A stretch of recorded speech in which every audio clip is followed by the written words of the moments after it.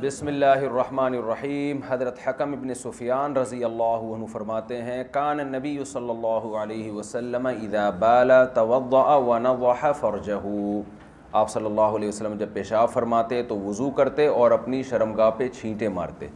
مراد شرمگاہ نہیں ہے بلکہ موضع شرمگاہ، یعنی اس کے حذاء فرجہ، کیونکہ دوسری احادیث میں یہ مضمون ثابت ہے کہ جو ازار ہے نا، ازار جیسے آج شلوار ہوتی ہے یا کوئی بھی، تو وہاں پر آپ پانی کے چھینٹے مارتے۔ یہ دفع وسواس کے لیے تھا۔ دیکھو مسئلہ شرعی یہ ہے کہ جب بھی پیشاب کیا جائے گا تو اس کے بعد جب تک یہ یقین نہ ہو جائے کہ پیشاب کے قطرات آنا بند ہو گئے ہیں، اس وقت تک وضو درست نہیں ہے۔ کیونکہ اگر آپ نے پیشاب کیا، اس کے فوراً بعد وضو کیا اور ذرا سا تری نکل آئی پیشاب کی جگہ سے، قطرہ نکل آیا یا تری نکل آئی، تو وضو ٹوٹ گیا آپ کا۔ ایسا ہی ہے نا؟ ہاں، شلوار ناپاک نہیں ہوتی کیونکہ ایک آدھ قطرہ وہ معاف ہے، وہ اگر نہ بھی دھوئیں تو بھی ٹھیک ہے، زیادہ پھیل جائے تو دھونا بھی لازم ہے۔ تو سنت عمل یہ ہے کہ جب آپ پیشاب کریں تو آپ اطمینان کر لیں کہ اب قطرات آنا بند ہو گئے، اس کے بعد آپ وضو کر لیں۔ تو اب چونکہ وسوسوں کے موقع مل جاتا ہے شیطان کو، شاید کوئی تری آ گئی ہو، بعض لوگ دیکھا نا بار بار جا کے پھر چیک کر رہے ہوتے ہیں۔ ایک دفعہ ہو گیا اطمینان، بھائی بند ہو گیا ہے، لیکن بار بار امکان تو ہوتا ہے شاید بعد میں نکل آئے، تو اس وسوسے کو ختم کرنے کے لیے آپ صلی اللہ علیہ وسلم اپنے ازار پہ پانی کے چھینٹے مار لیا کرتے تھے، تاکہ اگر بعد میں ازار میں کوئی تری نظر آئے تو انسان یہ سوچے کہ یہ تو ہم نے پانی کی چھینٹے ماری ہیں، ورنہ کہیں بھی کوئی تری نظر آئی تو پھر وہی دماغ جائے گا۔ تو یہ وسوسوں کو ختم کرنے کا ایک ٹوٹکا ہے، علاج ہے، یہ سنت علاج ہے۔ چلیں، لیکن یہ پینٹ میں ممکن نہیں ہے کیونکہ وہ تو ازار میں اور اس میں تو اوپر کرتا ہوتا ہے نا، شلوار میں بھی، لیکن پینٹ میں تو کیسے، وہ تو سب دیکھیں گے کہ یہ گیلا ہو گیا ہے، تو وہ ممکن نہیں ہے اس میں۔ چلیں،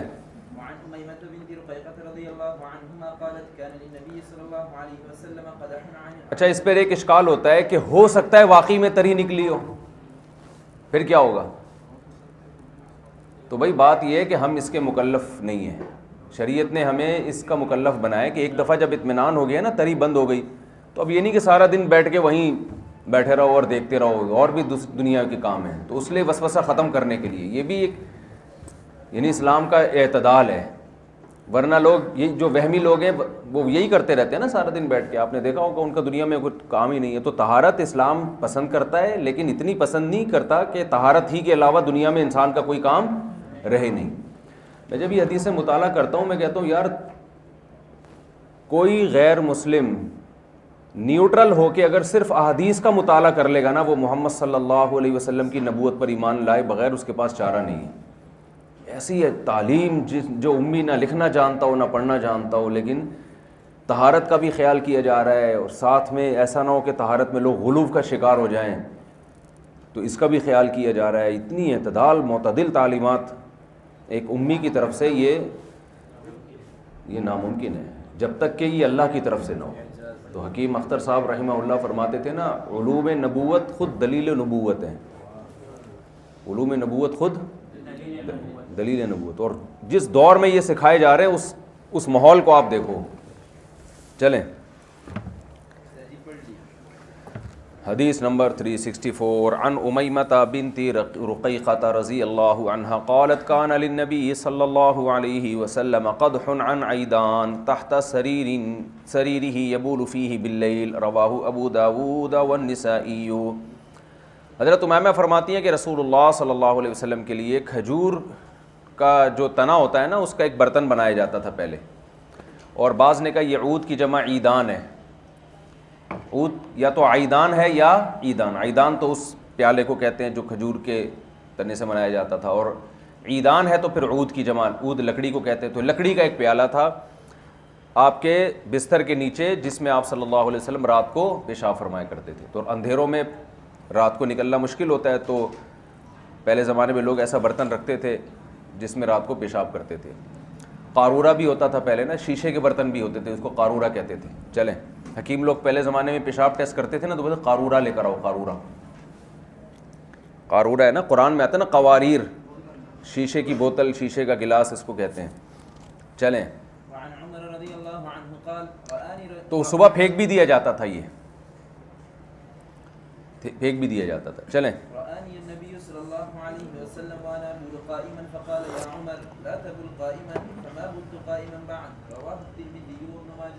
حضرت عمر رضی اللہ عنہ سے روایت ہے، فرماتے ہیں کہ مجھے نبی نے ایک دفعہ دیکھا کہ میں کھڑے ہو کر پیشاب کر رہا ہوں، تو آپ نے فرمایا کہ اے عمر کھڑے ہو کر پیشاب نہ کر. فرماتے ہیں میں نے پھر اس کے بعد کبھی بھی کھڑے ہو کر پیشاب نہیں کیا. اس حدیث کی سند پہ کلام ہے. یہ یاد رکھیں جب سند میں کلام اس طور پر ہو کہ محدثین کا اختلاف ہو جائے نا کہ یہ حسن ہے، صحیح ہے یا ضعیف ہے، تو اس اختلاف کو ختم کرنا اس زمانے میں آسان کام نہیں ہے. میں اس لیے کہہ رہا ہوں کہ آج بڑے بڑے محققین مارکیٹ میں آ گئے، عربوں میں بھی اجمیوں میں بھی، جو بڑے آرام سے فتویٰ لگا دیتے ہیں. یہ اس بارے میں حضرت مفتی تقی عثمانی صاحب کا قول نظر سے گزرا. انہوں نے کہا کہ یہ مجتہدین کا کام تھا جو ہو چکا ہے، اب انہی میں سے اس میں تقلید کرنی پڑے گی. بڑے بڑے علامہ جو علامہ ابن حجر جیسے لوگ، وہ بھی اس بارے میں تقلید کرتے رہے ہیں، قول نقل کرتے رہے ہیں. تو جب اختلاف ہو جائے تو پھر ہم نے دیکھنا ہوتا ہے، ہم فتویٰ دیکھنا ہوتا ہے فقہا کا فتویٰ کس پر ہے. تو اب یہ حدیث کو البانی نے بھی ضعیف قرار دیا، لیکن امام ترمذی اس کو نقل کر رہے ہیں، ابن ماجہ بھی نقل کر رہے ہیں، اور ان کا کوئی اگر کلام ہوتا تو مؤلف یہاں ذکر کرتے. تو ہم فرض کر لیتے ہیں علی سبیل التنزل کہ واقعی ضعیف حدیث ہے، یہ واقعی ضعیف حدیث ہے کہ حضرت عمر کو آپ نے ایسا کچھ بھی نہیں فرمایا کہ وہ کھڑے ہو کر پیشاب کر رہے تھے تو آپ نے منع فرمایا. تو پھر آگے جو حدیثیں ہیں وہ قابل استدلال ہوں گی.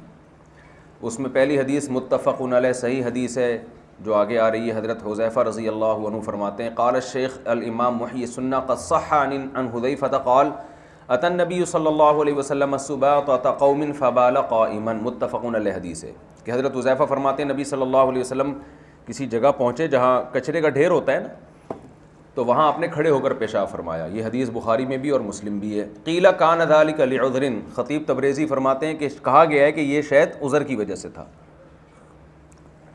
امام شافعی نے بھی اس کی تعویل کی ہے کہ آپ کے گھٹنے میں کوئی درد تھا یا کیا مسئلہ تھا، کچھ اس طرح انہوں نے بات کی ہے، یعنی بہرحال عذر ہے. اسی طرح دوسری حدیث ہے، حدیث نمبر 365 عن عائشہ رضی اللہ عنہا قالت من حدثکم ان النبی صلی اللہ علیہ وسلم کان یبول قائما فلا تصدقوه. فرماتی ہیں جو تم سے یہ بیان کرے کہ نبی نے کھڑے ہو کر پیشاب کیا ہے اس کی تصدیق مت کرو. ما کان یبول الا قاعدا، آپ ہمیشہ بیٹھ کر پیشاب فرمایا کرتے تھے. رواہ احمد والترمذی والنسائی. البانی نے اس حدیث کو ضعیف قرار دیا ہے، لیکن وہی بات ہے، کوئی حسن قرار دے رہا ہے، کوئی صحیح قرار دے رہا ہے، کوئی ضعیف قرار دے رہا ہے. تو اگر ہم اس حدیث کو ضعیف فرض کر لیں، پہلے تو ہم علی سبیل التنزل جاتے ہیں نا کہ ہم اس حدیث کو ضعیف فرض کر لیتے ہیں، تو بھی عام معمول بہرحال صحابہ کا کھڑے ہو کر پیشاب کرنے کا صحابہ کا یا نبی کا بھی نہیں تھا. کیونکہ آپ دیکھیں اس سے پہلے جو قضاء حاجت سے متعلق جتنی حدیثیں آئی ہیں ان میں کیا آ رہا ہے؟ پہلے حدیث کل گزری ہے نا کہ دیوار کے قریب گئے، نرم جگہ تلاش کی، وہاں بیٹھ کے آپ صلی اللہ علیہ وسلم نے پیشاب فرمایا. تو جتنی بھی روایتیں ہمیں ملتی ہیں اس میں نبی کا جو عام معمول ملتا ہے اور اسلاف کا، صحابہ کا، تابعین کا، سب بیٹھ کر پیشاب کرنے کا ہی ملتا ہے. نہیں کہ جو حدیثیں ہیں ان کے سند پہ بہرحال کلام موجود ہے. وہ حدیثیں جن میں آتا ہے کہ آپ نے کھڑے ہو کر پیشاب سے منع فرمایا ہے، ان میں کوئی بھی حدیث ایسی نہیں ہے جو بالکل بے غبار ہو. سمجھ رہے ہو؟ تو اس بارے میں جو صحیح بات ہے نا وہ یہ ہے کہ کھڑے ہو کر پیشاب کرنا خلاف سنت ہے. بہرحال عام معمول آپ صلی اللہ علیہ وسلم کا نہیں تھا. تو خالی عن الکراہہ نہیں ہے، یعنی کراہت سے خالی نہیں ہے. یہ ایک بار آپ سے ثابت ہے. تو جو چیز بار بار ہوتی ہے اس کو نقل کرنے والا، آپ نے حسامی میں اصول پڑھا ہے نا کہ خبر واحد اس وقت حجت ہے، کئی شرطیں خبر واحد کے حجت ہونے کی، ان میں ایک یہ بھی ہے کہ اس واقعے میں ابتلا عام ہو اور اس کو نقل کرنے والا ایک دو نہ ہو. ایک واقعہ جو بہت کثرت سے ہوا ہے، رفع الیدین میں بھی ہم یہی کہتے ہیں نا. رفع الیدین میں تو ہم خیر یہ کہتے ہیں کہ وجودی چیز ہے، وجودی چیز کو بیان کیا جاتا ہے، جو وجودی نہیں ہوتی اس کو بیان نہیں کیا جاتا. تو یہاں بھی یہی ہے کہ اگر رسول اللہ صلی اللہ علیہ وسلم کا یہ معمول ہوتا یا اس کو آپ صلی اللہ علیہ وسلم ایک بالکل ایسے بلا کراہت جائز کام سمجھتے تو بہت دفعہ کرتے، پھر یہ کہیں بھی ثابت نہیں ہے سوائے اس ایک متفق علیہ صحیح حدیث کے کہ اور وہ کچرے کا ڈھیر تھا. تو اس میں اب بہت سارے امکانات ہیں کہ آپ صلی اللہ علیہ وسلم نے ایسا کیوں کیا. بعض فقہاء نے کہا کہ آپ کے ہو سکتا ہے گھٹنوں میں تکلیف ہو، بیٹھ کے اٹھنا پھر مشکل ہوتا ہے، خاص طور پر آخر عمر میں آپ کا جسم بھاری ہو گیا تھا. حدیث میں آتا ہے کہ آپ نے صحابہ کو منع کیا کہ نماز میں مجھ سے پہل نہ کرو. ابو داؤد کی حدیث ہے انی قد بدنت، میرا جسم بھاری ہو گیا، کیونکہ عمر کے ساتھ بہرحال جسم میں کچھ وزن بڑھتا ہے. تو رکوع سجدے میں آپ کی رفتار اتنی تیز نہیں رہی تھی جیسے پہلے تھی، تو اس میں یہ خطرہ ہوتا تھا کہ امام سے پہلے نہ مقتدی چلے جائیں. تو یہ ممکن ہے بیٹھ کے اٹھنا مشکل ہوتا ہو. دوسرا اس کا امکان ہے کچرے کا ڈھیر تھا، تو کچرے کے ڈھیر میں تو ویسے ہی بیٹھنے کی جگہ کم ہوتی ہے، اور کچرے کے ڈھیر میں چھینٹے پڑنے کا امکان بھی کم ہوتا ہے، مٹی والی جگہ پہ چھینٹے پڑنے کا امکان زیادہ ہوتا ہے. تو یہ بہت سارے احتمالات ہیں. تو اس ایک حدیث کو بنیاد بنا کے اس عمل کو بالکل بلا کراہت جائز قرار دینا یہ ٹھیک نہیں ہے. تو یہی کہا جائے گا یہ مکروہ ناپسندیدہ عمل ہے، لیکن حرام بہرحال نہیں ہے. اور جہاں ضرورت ہوگی وہاں بالکل جائز ہے. جیسے کمبوڈ وغیرہ لگے ہوتے ہیں نا، سفر میں آپ جاؤ وہاں بیٹھنا بعض دفعہ مشکل ہوتا ہے، سفر میں انسان تو مجبوری ہے وہاں کھڑے ہو کر پیشاب کی. باہر ملکوں میں تو وہ بیٹھنے کی جگہ ہی نہیں ہوتی، تو وہاں بھی ٹھیک ہے. تو جہاں ضرورت ہوگی وہاں بلا کراہت جائز ہے، جہاں ضرورت نہیں ہے تو وہاں پھر کراہت ہے. اس میں ناپسندیدہ ہے، مکروہ عمل ہے، حرام نہیں ہے، ناپسندیدہ ہے. ناپسندیدگی کی وجہ کیا ہے؟ اس کی بھی علت بعض علماء نے بیان کی ہے، چھینٹوں کا پڑنا ہے کہ جب آپ کھڑے ہو کر پیشاب کریں گے چھینٹیں پڑیں گی. تو یہ عرب علماء کہتے ہیں کہ جہاں چھینٹیں پڑنے کا اندیشہ نہ ہو. لیکن صرف اتنی وجہ نہیں ہے، بلکہ یہ چیز ویسے بھی ایک بیت الخلاء کے آداب کے خلاف ہے. بھئی ادب بھی کوئی چیز ہوتی ہے نا، کہ عجیب سے لگ رہا ہوتا ہے انسان، جیسے گدھے گھوڑے کو دیکھا ہوگا آپ نے، جہاں کھڑے ہیں وہیں کھڑے کھڑے شروع کر دیا. تو ایک تہذیب کے بھی خلاف ہے. سطر کھل پہ نظر پڑنے کا بھی خطرہ ہوتا ہے. تو ہمیشہ سے اسلاف کا یہ معمول رہا ہے کہ ہمیشہ سے بیٹھ کے پیشاب کرنے کی ترغیب دی جاتی رہی ہے. لیکن ضرورت ہوگی تو پھر اس میں تشدید جائز نہیں ہے، اس میں سختی نہیں کر سکتے. جہاں ضرورت ہے تو ٹھیک ہے. چلو، نبی سے اس کی مخالفت بعض دفعہ ثابت بھی اس لیے ہوتی ہے. یہ جو آپ نے کھڑے ہو کر پیشاب فرمایا نا، ہو سکتا ہے کوئی عذر نہ ہو، صرف یہی بتانا مقصد ہو کہ یہ حرام نہیں ہے. یہ بھی تو حکمت ہو سکتی ہے کہ رسول اللہ صلی اللہ علیہ وسلم نے کھڑے ہو کر پیشاب فرمایا صرف یہ بتانے کے لیے کہ یہ ناجائز نہیں ہے. تو آپ کی سیرت سے ہمیں ملتا ہے کہ آپ ایک کام کو غلط سمجھتے تھے، لیکن پھر اس کو آپ نے غلط سے مراد ناپسندیدہ، پھر آپ نے وہ کیا بھی یہ بتانے کے لیے کہ حرام نہیں ہے. جیسے آپ نے حجامہ کی اجرت کو ناپسند کیا ہے. یہ جو حجامہ کرتے ہیں نا، خون نکالتے ہیں، لیکن آپ نے ان کو اجرت دی بھی ہے. تو یہ بتانے کے لیے کہ میرا یہ جو ممانعت تھی یہ کوئی حرام کے درجے میں نہیں ہے. تو ایسی احادیث میں بہت ساری مثالیں ملتی ہیں. چلو بھائی آگے.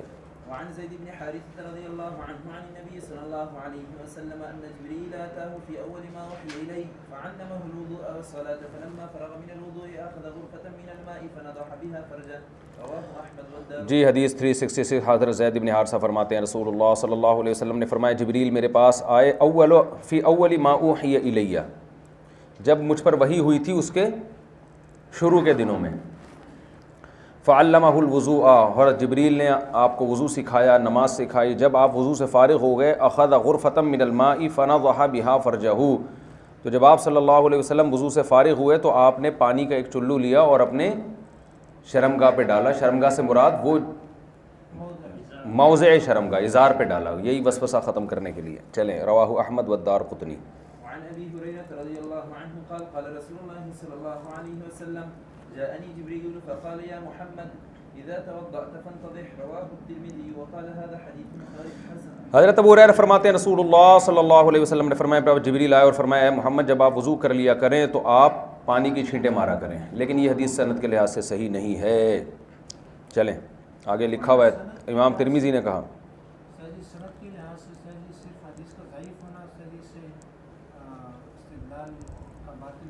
بالکل آپ نے صحیح کہا. بعض دفعہ حدیث ضعیف ہوتی ہے لیکن عمل کی وجہ سے اس میں قوت پیدا ہو جاتی ہے. تو یہ حدیث اگرچہ سند کے لحاظ سے ضعیف ہے، امام بخاری نے بھی کا تبصرہ بھی اس پہ موجود ہے آگے، لیکن عمل ہے اس پر پوری امت کا ہمیشہ سے. تو یہ یعنی دوسری بات یہ دوسری صحیح حدیثوں سے تائید تو ہو رہی ہے نا اس کی. حدیث کا قابل عمل ہونا ایک الگ چیز ہے، صحیح ہو ضعیف ہونا بالکل ایک الگ چیز ہے۔ اہل حدیث حضرات نے دونوں کو خلط ملط کیا ہوا ہے۔ وہ کہتے ہیں بس جب بھی حدیث صحیح ہوگی قابل عمل ہوگی، ایسا نہیں ہے بھائی۔ اصول فقہ میں یہی چیزیں پڑھائی جاتی ہیں کہ حدیث اگرچہ صحیح ہو پھر بھی اس پہ عمل کی کچھ شرطیں ہیں۔ نمبر 1 متواتر کے خلاف نہ ہو، قرآن کے خلاف نہ ہو، اس میں ابتلاء عام ہے، اور نقل صرف ایک آدمی کیوں کر رہے ہیں بھائی اس کو، تو یہ تمام چیزیں اس میں تردد پیدا کر دیتی ہیں۔ کیا حدیث ضعیف ہو اور اس پر عمل ہو، یہ کہیں آپ؟ ہاں ہو سکتا ہے۔ اصل میں تواتر عملی پہلے سے چلا آ رہا ہوتا ہے، انہوں نے حدیث کو دیکھ کے نہیں کیا ہوتا۔ نبی کا ایک عمل ہے صحابہ تابعین سے چلا آ رہا ہے سینہ بسینہ، اور قول والی جو حدیث ہے وہ صحیح نہیں ہے۔ تو امام ابو داؤد نے تو جگہ جگہ یہ لکھا ہے نا، بعض دفعہ حدیث بیان کر کے کہتے ہیں اور اسی پر عمل ہے۔ عمل جو ہے نا، جو تواتر عملی ہے وہ قولی حدیث سے زیادہ مضبوط ہوتا ہے، سمجھ رہے ہو؟ تبھی محدثین یہ بیان کرتے ہیں کہ اس پر عمل ہے ہمارے یہاں، اگرچہ حدیث ضعیف ہے لیکن عمل اسی طرح چلا آ رہا ہے۔ کیا مطلب؟ تواتر سے سینہ بسینہ۔ بہت ساری چیزیں تو ایسی جن میں حدیث ہے ہی نہیں۔ اب آپ بتاؤ، ایک جگہ حدیث ضعیف ہے لیکن ہم اس کو اس پر عمل اس لیے کر رہے ہیں کہ عمل صدیوں سے عمل اسی پہ چلا آ رہا ہے۔ اس پر اگر آپ کو اشکال ہوتا ہے تو اس سے بڑا اشکال اس پر ہونا چاہیے کہ بعض دفعہ سرے سے حدیث موجود ہی نہیں ہے پھر بھی اس پر فتویٰ دیا جاتا ہے کیونکہ عمل چلا آ رہا ہے۔ یہ بالکل عورتوں مردوں کی نماز کا جو فرق ہے، 20 رکعت تراویح ہے، اس پہ صحیح حدیث نبی سے موجود نہیں ہے، چاروں اماموں نے اس پہ فتویٰ دیا ہے، تو اس پہ آپ کیا؟ اب ہم اہل حدیث سے پڑھتے رہتے ہیں، لڑتے رہتے ہیں، 8 رکعت دکھاؤ، 20 رکعت، بھائی چھوڑو یار، کچھ بھی نہیں دکھاؤ۔ تواتر عملی بہت بڑی دلیل ہے۔ تو اگر آپ تواتر عملی کو نہیں مانتے نا تو پھر اہل حدیث پر بھی بہت سارے اشکالات ہوتے ہیں کہ اس پہ حدیث نہیں ہے، آپ اس پر عمل کیسے کرتے ہو، اس پہ حدیث ہے۔ اس سے بہت سارے علماء نے پوری فہرستیں جمع کی ہیں، اور آپ دیکھیے گا کہ جو اس اصول کو نہیں مانتے نا، آگے جا کے ان کا فتویٰ اور بہت سارے مسائل میں بھی اجماعی مسائل میں چینج ہو جائے گا۔ جیسے کہ آپ کو 150 سال پرانے اہل حدیث میں کچھ فتاویٰ ایسے ملیں گے جو آج انہوں نے چینج کر دی ہیں اس بیس پر کہ حدیث نہیں ہے، تو ایسے تو پورا مذہب کا ہی ستیہ ناس ہو جائے گا بھائی، اجماعی مسائل اس طرح سے ختم ہو جائیں گے۔ تو یہ اصول ہی غلط ہے کہ ہر مسئلے پر حدیث کا ہونا ضروری ہے۔ اسی طرح اس کے مقابل میں حدیث صحیح ہو لیکن قابل عمل نہ، بالکل زبردست ایوارڈ ملنا چاہیے ان کو۔ بالکل ایسا ہی ہے کہ اگر حدیث صحیح ہے لیکن عمل نہیں ہے، اس کی مثال ملتی ہے۔ مسلم کی حدیث ہے کہ صحابہ کہتے ہیں کہ ہم رسول اللہ صلی اللہ علیہ وسلم کی نماز کے ختم ہونے کا علم ہمیں تکبیر سے ہوتا تھا، چاروں اماموں میں سے کسی نے اس پہ فتویٰ نہیں دی ہے، لیکن میں نے بعض اہل حدیث کی مسجدوں میں دیکھا ہے نماز ختم ہوتا ہی اللہ اکبر زور زور سے بولنا شروع کر دیتے ہیں۔ وہ ایک اہل حدیث میرے پاس آئے وزیر آباد میں، انہوں نے کہا وہ تو اللہ اکبر زور زور سے۔ میں نے کہا کیوں؟ وہ کہنے لگا آپ پر لازم ہے، آپ امام ہو، آپ اللہ اکبر کہا کرو زور زور سے۔ ایک تو 3 دفعہ ہم استغفار پڑھتے ہیں نا، اس میں تکبیرات کہتے ہیں، وہ تو آرام آرام سے ہوتی ہیں، اس زور سے۔ میں نے کہا کیوں؟ یہ حدیث ہے۔ پھر میں نے اس حدیث کی تشریح، میں نے حدیث تو بالکل صحیح تھی، صحیح مسلم کی حدیث ہے، کہتے ہیں نبی کے تو نماز کے ختم ہونے کا پتہ ہی تکبیروں سے چلتا تھا۔ اب میں نے جب اس کے شروحات تلاش کی تو کوئی بھی امام اس کا قائل نہیں ہے، اور امام شافعی نے اس پہ تبصرہ کیا کہ یہ عمل ہوگا لیکن منسوخ ہو چکا ہے۔ وجہ اس کی امام شافعی نے یہی کہ اس پر کوئی بھی عمل نہیں کر رہا ہے۔ اگر یہ واقعی سنت عمل ہوتا تو صحابہ تابعین تبع تابعین کے شاگرد آج موجود ہیں تو وہ عمل کر رہے ہوتے ہیں نا، یہ تو چھپا کے تھوڑی عمل کیا ہوگا۔ تو نمازوں میں نسخ واقع ہوا ہے، تو یہ نسخ کا پتہ ہمیں عمل سے بھی چلتا ہے۔ اب یہ نہیں ہے کہ جو حدیث آ گئی بس وہ فوراً عمل کرنا شروع کر دیا اس پہ۔ آپ کہہ سکتے ہیں کہ امام ابو حنیفہ کا قول ہے اذا صح الحدیث فهو مذہبی، جب بھی حدیث صحیح ہوگی میرا مذہب ہے۔ تو کسی کے بھی قول میں بہت سارے لوازمات ہوتے ہیں، اختصاراً ان کو بیان نہیں کیا جاتا۔ یہ اعتراض اس سے نہیں ہے کہ صحیح حدیث کو قبول کرنے کی کوئی شرط ہی نہیں ہے، یہ اعتراض اس سے ہے کہ میں اپنی رائے پر حدیث کو ترجیح دیتا ہوں۔ جو امام حنیفہ پہ الزام لگا تھا نا کہ یہ حدیث پر اپنی رائے کو ترجیح دیتے ہیں، تو کہتے ہیں ایسا نہیں ہے، میرا مذہب بھی صحیح حدیث ہی ہے۔ سمجھتے ہو کہ نہیں سمجھتے؟ تو جو ابو حنیفہ کے قول کو نہ سمجھے وہ نبی کے قول کو کہاں سمجھے گا بھائی؟ چلیں تائید کیا، یہ بہت بڑی دلیل ہے۔ امام مالک نے تو جگہ جگہ حدیث کو چھوڑا ہے کہ مدینہ والے اس کے خلاف کر رہے ہیں، تو حدیث کو ترک کر دیا انہوں نے۔ باپ کیا کہو گے، وہ حدیث کے منکر تھے؟ ہاں، امام مالک کا بہت مضبوط قول ہے رفع الیدین کا ترک کرنا۔ ان کے شاگرد ہیں قاسم، ان کی جو کتاب ہے المدونۃ الکبریٰ اس میں صاف لکھا ہوا ہے، امام مالک سے کسی نے وہ حدیث پیش کی نا رفع الیدین والی، تو ان سے پوچھا کہ امام مالک کیوں قائل نہیں، انہوں نے کہا امام مالک کہتے ہیں اہل مدینہ کا عمل اس کے خلاف ہے۔ امام مالک سے دونوں روایتیں رفع الیدین کرنے کی بھی نہ کرنے کی بھی، لیکن ان کے جو متقدمین ہیں نا مالکیہ کے، یہ نہ کرنے کی روایت کو ترجیح دی ہے، متاخرین نے کرنے کی روایت کو ترجیح دی ہے۔ قدیم مالکیہ سارے رفع الیدین ترک کرنے کے قائل تھے، سارے یا اکثریت، اور اب جو مالکیہ ہے وہ کرنے کے قائل ہیں، تو قدیم زیادہ اچھا جانتے ہیں اپنے امام کے قول کو۔ چلو وعن عائشة رضي الله عنها قالت بال رسول الله صلى الله عليه وسلم فقال عمر خلفه بكوز من ماء فقال ما هذا يا عمر؟ فقال ماء تتوضأ به؟ قال ما أمرت كلما قلت أن أتوضأ ولو فعلت لكانت سنة۔ حضرت عائشہ رضی اللہ تعالیٰ عنہ فرماتی ہیں نبی صلی اللہ علیہ وسلم نے پیشاب فرمایا، حضرت عمر پانی کا ایک مشکیزہ لے کے کھڑے ہوئے تھے، تو پیالہ لے کے فرمایا یا عمر یہ کیا ہے؟ آپ نے فرمایا پانی ہے جس سے آپ وضو کریں گے۔ فرمایا مجھے ہمیشہ یہ حکم نہیں ہے کہ جب بھی میں پیشاب کروں تو وضو کروں، اگر میں ایسا کروں گا لکان سنتن تو یہ سنت بن جائے گا، یہاں سنت سے مراد ہے لازم طریقہ بن جائے گا۔ تو وضو نماز کے لیے ہے، ہر دفعہ قضاء حاجت کے بعد وضو کرنا ضروری نہیں ہے، البتہ بہتر ہے باوضو رہنا، اگر بغیر تکلف کے آسانی کے ساتھ یہ ممکن ہو تو یہ کیا ہے؟ افضل بہرحال ہے۔ کلما کا معنی ہمیشہ، یعنی ہمیشہ پیشاب کے بعد یہ کام میں اس لیے نہیں کر رہا کہ لازم نہ ہو جائے نا لوگوں پہ۔ کیا بول رہے ہیں بھائی؟ لازمی نماز سے پہلے ہے نا، پیشاب کے فوراً بعد وضو کرنا لازم تھوڑی ہے، فوراً بعد نہیں ہے۔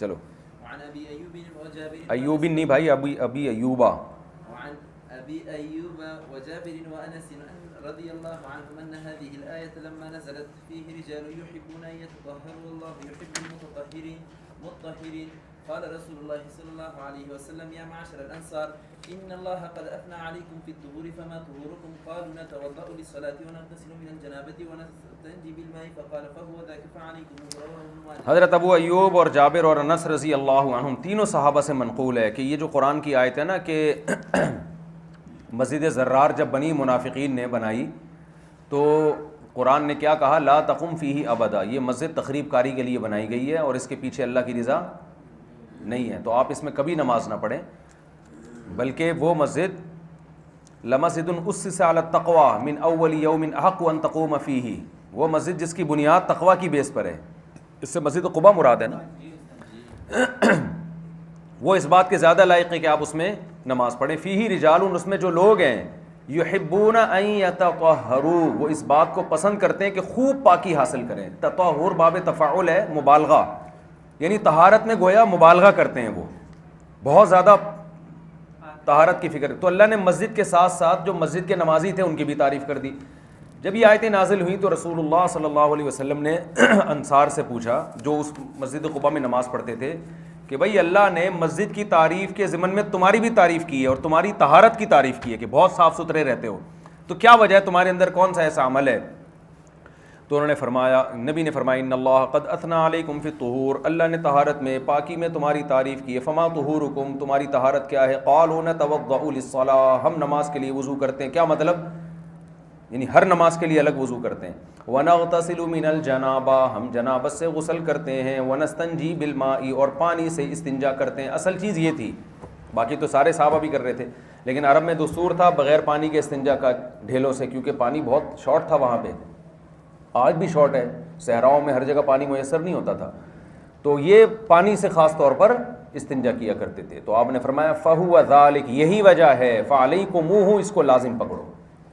سمجھتے ہو پانی سے استنجا کرنا چاہیے؟ چلو وہی وعن سلمان رضی اللہ عنہ قال قال بعض المشركين وهو يستهزئ إني لا أرى صاحبكم يعلمكم حتى الخراء قلت أجل أمرنا ألا نستقبل القبلة ولا نستنجي بأيماننا ولا نكتفي بدون 3 أحجار ليس فيها رجيع ولا عظم۔ حدیث نمبر 370 حضرت سلمان رضی اللہ تعالیٰ عنہ سے روایت ہے کہ بعض مشرکین نے مذاق اڑاتے ہوئے کہا، ہمارے سامنے کہا کہ ہم سمجھتے ہیں تمہارے ساتھی یعنی محمد صلی اللہ علیہ وسلم تمہیں سب کچھ سکھا رہے ہیں، یہاں تک کہ استنجا کے طریقے بھی سکھا رہے ہیں۔ خراء، خر کہتے ہیں گندگی کو، خراء قضاء حاجت کا طریقہ، تو تمہیں تو سنا یہ بھی طریقے سکھا رہے ہیں، یعنی اس نے مذاق میں کہا، استہزاء۔ تو حضرت سلمان فارسی نے انکار نہیں کیا، بلکہ فخر سے کہا ہاں ہمیں یہ بھی سکھا رہے ہیں. فرمایا ہاں اجل امارانا، اور پھر بتایا کہ ہمیں قضاء حاجت کا یہ طریقہ نبی نے بتایا ہے. ان کو فخر ہوا اس پر کہ یہ ہمارے لیے عیب کی بات نہیں ہے. دیکھو جب انسان صحیح ہوتا ہے نا کانفیڈنس ہونا چاہیے. آج تھوڑا سا کوئی آپ کو کہہ دے اچھا سنا ہے تم نے یوں بولا تو آدمی فوراً شرمندہ ہو کے بیان ہی بدل دیتا ہے.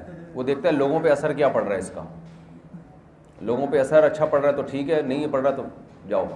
ایک تو ہوتا ہے کہ لوگوں میں فتنہ پھیل رہا ہے اس بیس پہ ہٹا دینا, ایک ہوتا ہے لوگوں کی عزت کی پرواہ کرنا, یہ غلط ہے. انہوں نے فرمایا ہاں بالکل. اس کی مثال ایک صحابی گئے بادشاہ کے دربار میں نا فارس کے, تو ان کے ہاتھ سے لقمہ گر گیا تو وہ صاف کر کے کھانے لگے, تو کسی نے کو اشارہ کیا یہ بادشاہ لوگ اس کو برا سمجھتے ہیں. انہوں نے فرمایا ان بے وقوفوں کی وجہ سے ہم نبی کے سنت کو نہیں چھوڑ سکتے, یہ پاگل لوگ ہمیں سکھائیں گے, یہ لبرل لوگ. انہوں نے کہا نبی نے فرمایا, حدیث میں آتا ہے نا کہ اذا سقط من یدی احدکم اللقمہ فلیاکلہ ولیمت عنہ الاذی ولا یدعها للشیطان. آپ نے فرمایا اس لقمے کو کھا لو, اس پہ کچھ لگ گیا ہے تو اس کو صاف کر لو اور شیطان کے لیے اس کو نہ چھوڑو. تو یہ بھی تکبر ہے.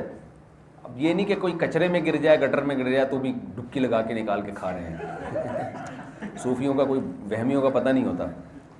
تو یہ نارمل جو گر جاتا ہے لقمہ ہے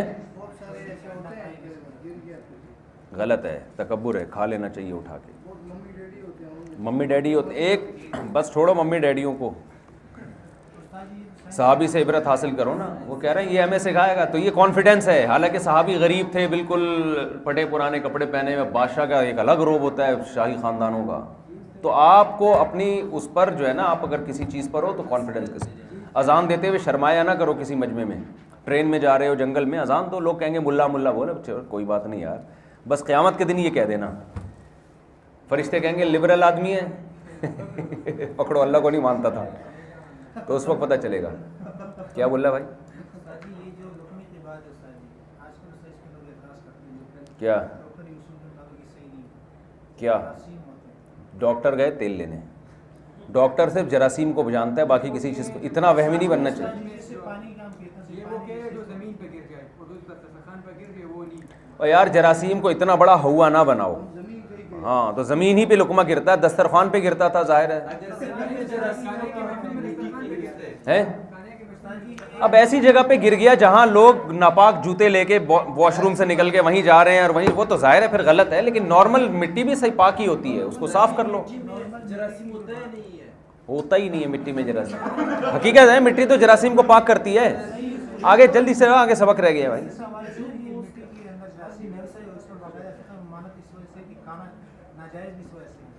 مٹی کھانا جو ناجائز ہے نا وہ قول مرجوع ہے. جواز یہ ہے کہ اگر اس میں نقصان نہیں ہے تو کھا سکتے ہیں.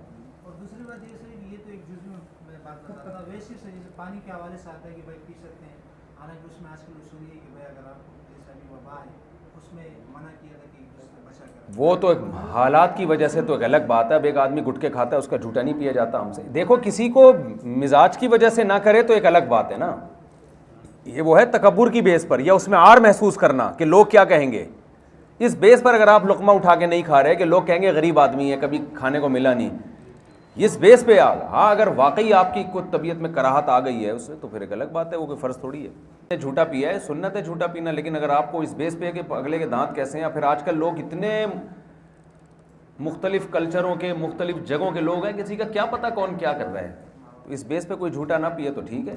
اس وقت تو صحابہ تھے, سب کا پتہ تھا, اپنے ہی لوگ ہیں. اب تکبر کی بیس پہ بھی بعض لوگ جھوٹا نہیں پیتے. تو نوالا آپ کا اگر گر گیا, آپ کو شرم آ رہی ہے اٹھا کے کھاتے ہوئے, اس بیس پر اگر آپ انکار کر رہے ہو تو یہ درست نہیں ہے. یا آپ کو کبر محسوس ہو رہا ہے کہ مجھے اللہ نے اتنا دیا ہے, میں اتنا بڑا, مجھے کیا ایک ایک لقمے کے لیے میں نیچے سے اٹھا کے کھاؤں اس کو, یہ بھی کبر ہے, یہ نعمت کی ناشکری ہے. بھئی اللہ نے دیا ہے, اللہ کے ایک ایک لقمے کا ہم محتاج ہیں, کوئی بات نہیں, اس کو ضائع نہ کرو. اور اگر ویسے ہی آپ کو اس سے گھن آ رہی ہے, حقیقت میں آ رہی ہے, تو ایک الگ بات ہے. باقی ڈاکٹروں کا اتنا زیادہ, ڈاکٹر تو جراثیم کو اتنا مسلط ہے. مائیکل جیکسن کو کیا بنا دیا تھا ڈاکٹروں نے, دستانے چلا کے تو چڑھا کے ہاتھ ملا رہے کہ مر گیا. تو ہمیں علاج میں بھی اعتدال کا حکم ہے, سمجھتے ہو.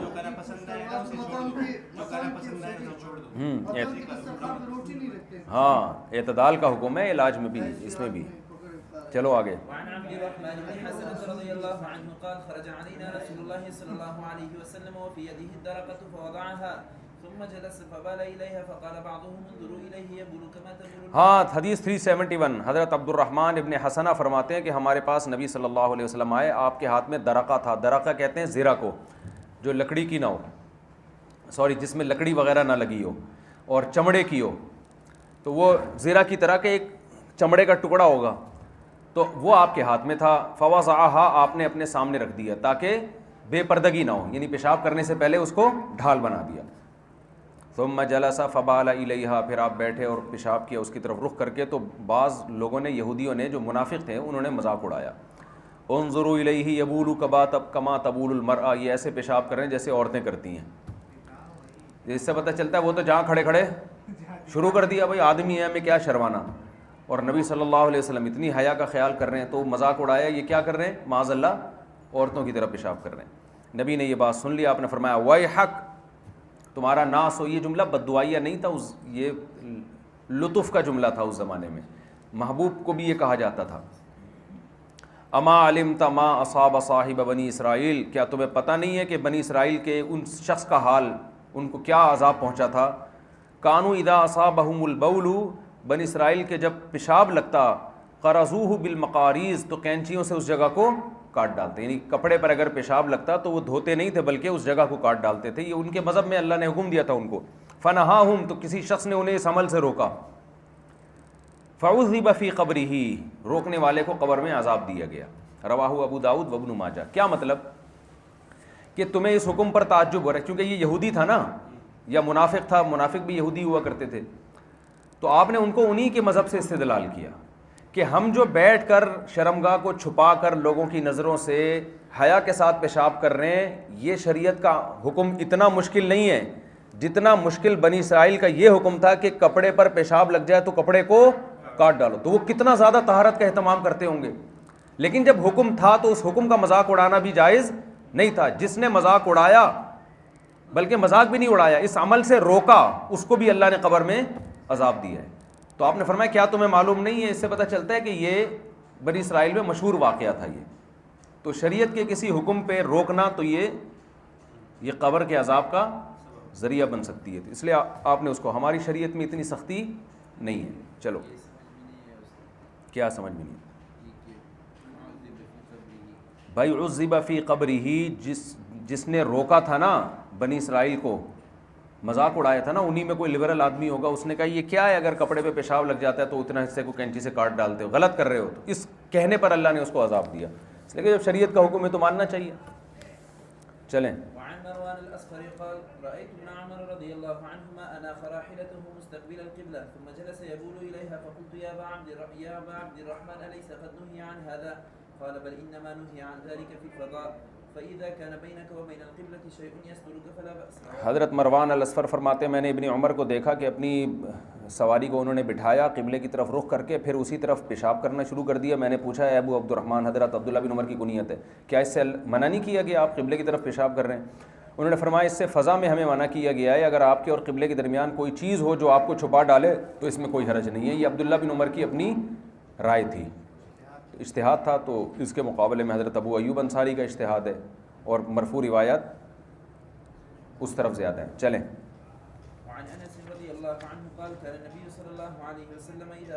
اچھا, اس مسئلے میں حناف کے ساتھ ابن قیم بھی ہیں.